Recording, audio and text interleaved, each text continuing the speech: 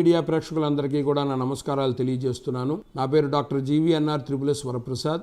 న్యాయవాదిగా నేను ప్రాక్టీస్ చేస్తున్నాను. ఇవాళ టాపిక్ ప్రభుత్వాధికారులు అవినీతి.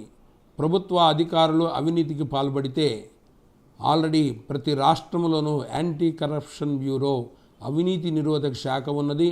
ఎవరైనా వాళ్ళ ద్వారా అవినీతికి గురవుతున్నామని వాళ్ళు గుర్తించి వాళ్ళు ఎవరన్నా వీళ్ళని అన్యాయంగా డిమాండ్ చేస్తున్నారు ఏదైనా ద్రవ్య రూపంలో కానీ కైండ్ రూపంలో కానీ అని వీళ్ళకి గుర్తిస్తే తక్షణమే వాళ్ళు సమీపంలో ఉన్నటువంటి యాంటీ కరప్షన్ బ్యూరో అధికారులను సంప్రదించి వాళ్ళ కంప్లైంట్ చేయాలి. చేసినట్లయితే తప్పకుండా వాళ్ళు చర్యలు తీసుకుంటారు. వాళ్ళ మీద రైడ్ చేస్తారు. పైగా వీళ్ళనే పంపిస్తారు. వీళ్ళని పంపించి వీళ్ళని ఫాలో అవుతూ వాళ్ళని రెడ్ హ్యాండెడ్గా ట్రాప్ చేసి పట్టుకుంటున్న సందర్భాలు అనేక ఉన్నాయి.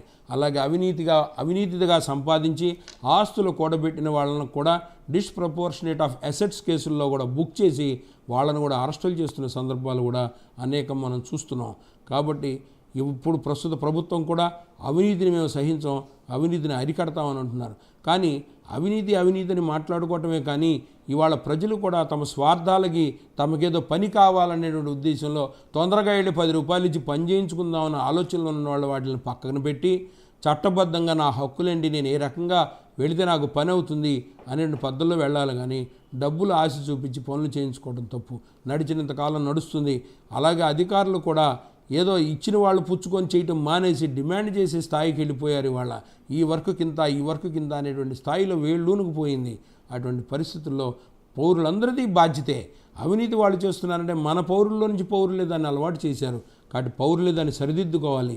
కాబట్టి అటువంటి అవినీతి విషయం ప్రభుత్వాధికారులకు తీసుకెళ్ళి తెలియబరిస్తే వాళ్ళ మీద చట్టరీత్యా వాళ్ళ శిక్షించడం జరుగుతుంది.